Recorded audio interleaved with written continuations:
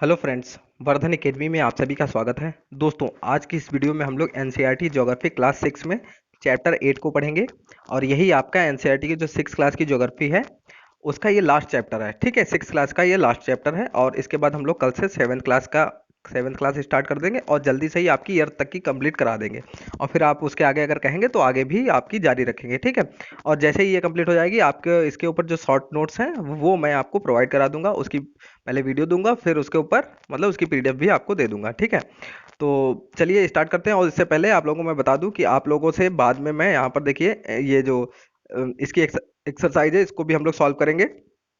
तो आप लोग काफ़ी अच्छे तरीके से इसको पढ़िएगा जिससे आपको चीज़ें खुद ही यहाँ पे समझ में आ जाएं। जब एक्सरसाइज सॉल्व करो तो आपको वो चीज़ें पहले से आती हों। ठीक है, क्योंकि जितने अच्छे से आप पढ़ लेंगे उतना ही आपके लिए अच्छा है। तो यहाँ से स्टार्ट करते हैं इसको। यहाँ से सामान्यतः भारत में प्रमुख मौसम कितने होते हैं? ठीक है, दिसंबर से फरवरी तक का ठंडा मौसम, ठीक है, जिसे सर्दी हम लोग कहते हैं। मार्च से मई तक गर्म मौसम, जिसे गर्मी का मौसम कहते हैं। जून से सितंबर तक दक्षिण पश्चिम मानसून का मौसम, जिसे वर्षा का मौसम कहते हैं। अक्टूबर और नवंबर में मानसून के लौटने का मौसम होता है, इसे शरद ऋतु कहते हैं, मतलब सर्दी का मौसम। ठीक है, शीत ऋतु, सारे मौसमों के बारे में थोड़ा थोड़ा देख लेते हैं। ठंडे मौसम में सूर्य की सीधी किरणें नहीं पड़ती हैं, जिसके परिणाम स्वरूप उत्तर भारत का तापमान कम हो जाता है, तो तब सर्दी का मौसम पड़ता है। गर्मी का मौसम ग्रीष्म ऋतु, गर्मी के मौसम में सूर्य की किरणें अधिकतर सीधी पड़ती है, तापमान बहुत अधिक हो जाता है। दिन के समय गर्म एवं शुष्क पवन बहती है, जिसे लू कहते हैं। मतलब गर्मियों के मौसम में जो दिन में हवा चलती है खूब ठंड, मतलब गरम गरम, ठीक है, एकदम से गर्म गर्म जो हवा चलती रहती है, ठीक है, शुष्क सूखी एकदम, तो उसमें क्या होती है, वो क्या कहलाती है, लू। आगे देखते हैं। अब यहाँ पे देखिए दक्षिण पश्चिमी मानसून या वर्षा का मौसम। उससे पहले यहाँ पे देखिए एक चीज दिखा रहा है यहाँ पर, ये देखिए वर्षा को किस भाषा में क्या कहा जाता है। तो हिंदी को वर्षा कहा जाता है, हिंदी में वर्षा कहा जाता है। उर्दू में बारिश, बारिश शब्द किसका है, उर्दू का है। मराठी में पाउस कहा जाता है और बंगाली में बारशा कहा जाता है। ठीक है, दक्षिण पश्चिम मानसून या वर्षा का मौसम, यह मानसून के आने तथा आगे बढ़ने का मौसम है। इस समय पवन बंगाल की खाड़ी तथा अरब सागर से स्थल की ओर बढ़ती है। वे अपने साथ साथ नमी भी लाती हैं। जब ये पवन पहाड़ों से टकराती हैं तब वर्षा होती है। मतलब इसका मतलब ये हो गया कि बंगाल की खाड़ी और अरब सागर, तो ये तो दोनों इंडिया के जो दोनों साइड से मतलब बहती है, मतलब समुद्र से स्थल की ओर बहती है। इसका अर्थ यही हुआ। ठीक है, यहाँ लिखा है बंगाल की खाड़ी और अरब सागर, तो इसका मतलब है समुद्र से स्थल की ओर। अक्सर क्वेश्चन यही आता है कि जो मानसून में वर्षा किधर से किधर मतलब में हवा किधर से किधर की ओर चलती है। ठीक है, तो वर्षा किधर से पवन की ओर, इस समय पवन है जो हवा होती है वो किधर से किधर चलती है, समुद्र से स्थल की ओर। ये चीज आपको याद रखनी है। वे अपने साथ नमी भी लाती हैं। जब ये पवन पहाड़ों से टकराती हैं तब वर्षा होती है। ठीक है, मानसून के लौटने का समय या शरद ऋतु, इसमें भी कुछ चीजें इंपॉर्टेंट है, पॉइंट्स है। इस समय पवन स्थल भागों से लौटकर बंगाल की खाड़ी की ओर बहती हैं। ठीक है, अब स्थल से बंगाल की खाड़ी की ओर बहने लगेंगे क्योंकि अब लौटने का वक्त आ गया है ना। तो यह मानसून के लौटने का मौसम होता है। भारत के दक्षिणी भागों विशेषकर तमिलनाडु तक तक आंध्र प्रदेश में, विशेषकर तमिलनाडु तथा होना चाहिए आंध्र प्रदेश में, इस मौसम में वर्षा होती है जब लौटता है मानसून। ठीक है, जब मानसून लौटता है तो तमिलनाडु और आंध्र प्रदेश में वर्षा होती है।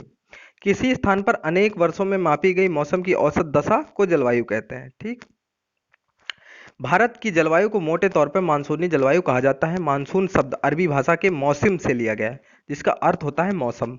भारत की स्थिति उष्ण कटिबंध में होने के कारण अधिकतर वर्षा मानसूनी पवन से होती है।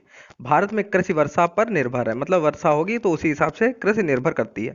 अच्छे मानसून का मतलब है पर्याप्त वर्षा तथा प्रचुर मात्रा में फसलों का उत्पादन। अब यहाँ पे देखिए, किसी स्थान की जलवायु उसकी स्थिति, ऊंचाई, समुद्र से दूरी तथा उच्चावच पर निर्भर करती है।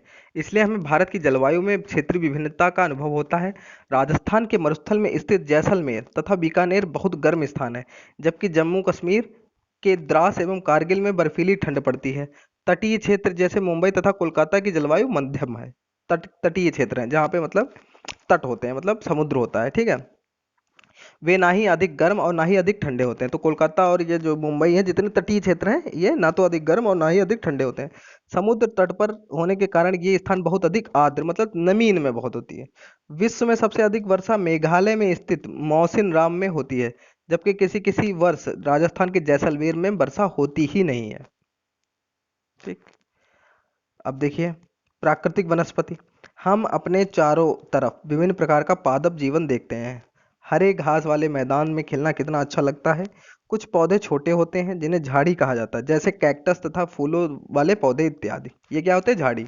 इसके अतिरिक्त बहुत लंबे वृक्ष होते हैं, उनमें से कुछ बहुत शाखाएं तथा पत्तियां होती हैं, जैसे नीम, आम। तो कुछ ऐसे वृक्ष हैं जिनमें पत्तियों की मात्रा बहुत कम होती है, जैसे नारियल। ठीक है। तो ये तो बड़े होते हैं जिनमें शाखाएं होती हैं, नीम और आम। और जिनमें पत्तियां कम होती हैं वो होते हैं नारियल। घास, झाड़ियां तथा पौधे जो बिना मनुष्य की सहायता से उपजते हैं उन्हें प्राकृतिक वनस्पति कहा जाता है।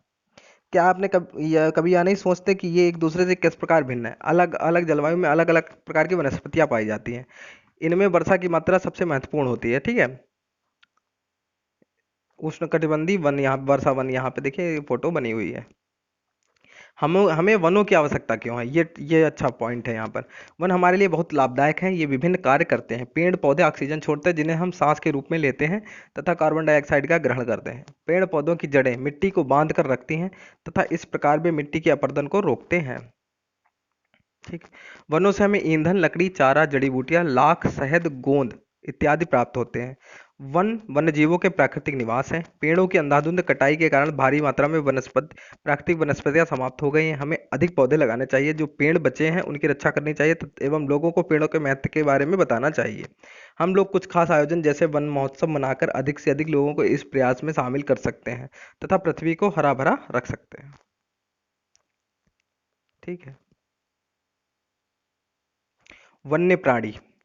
वन विभिन्न प्रकार के वन्यजीवों का निवास होता है। वनों में जंतुओं की हजारों प्रजातियां तथा बड़ी संख्या में विभिन्न प्रकार के सरीसृपों, उभयचरों, पक्षियों, स्तनधारियों, कीटों तथा कृमियों का निवास होता है।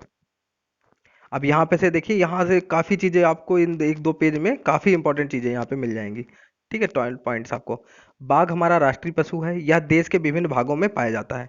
गुजरात के गिर।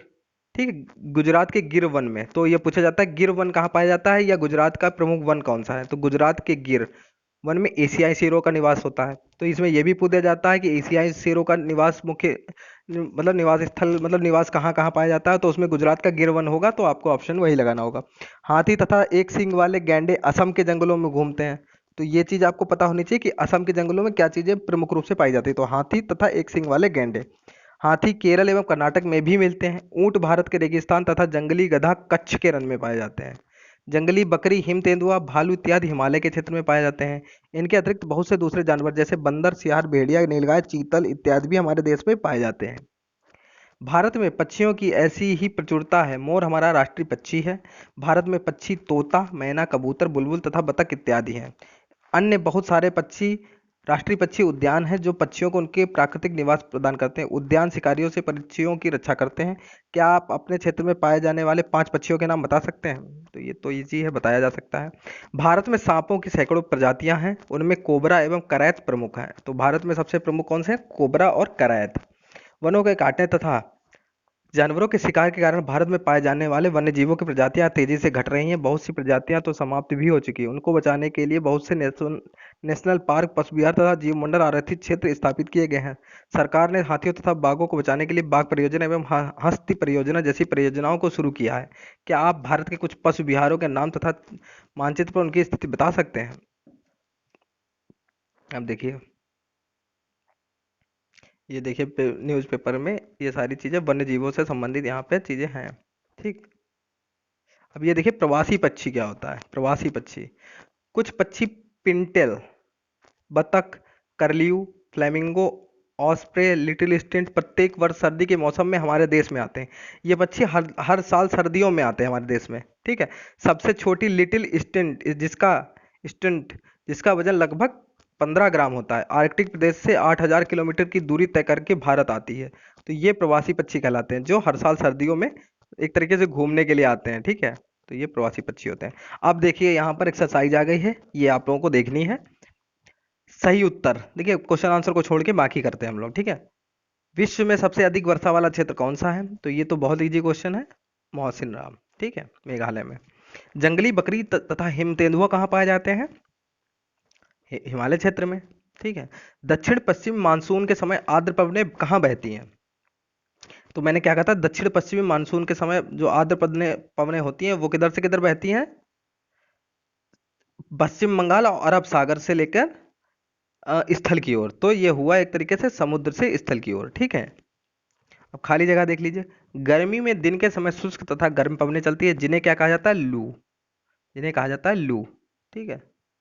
आंध्र प्रदेश तथा तमिलनाडु में मानसून के लौटने के मौसम में, मानसून के जो लौटने का मौसम होता है, या कह सकते हैं शरद ऋतु के मौसम में बहुत अधिक मात्रा में वर्षा होती है। गुजरात का गिर वन, ठीक, गिर, क्या नाम है? गिर वन में एशियाई शेरों का निवास है, ठीक है। तो इस तरीके से ये चैप्टर भी आपका कंप्लीट हो गया, और ये कक्षा 6 का आपका लास्ट चैप्टर था। अब 7th क्लास की भी आपकी एनसीईआरटी कल से स्टार्ट हो जाएगी भूगोल में, ठीक है। तो दोस्तों, आपको आज की वीडियो कैसी लगी हमें जरूर बताएं, और आज की वीडियो में सिर्फ इतना ही। मिलते हैं अपने नेक्स्ट वीडियो में, तब तक के लिए नमस्कार।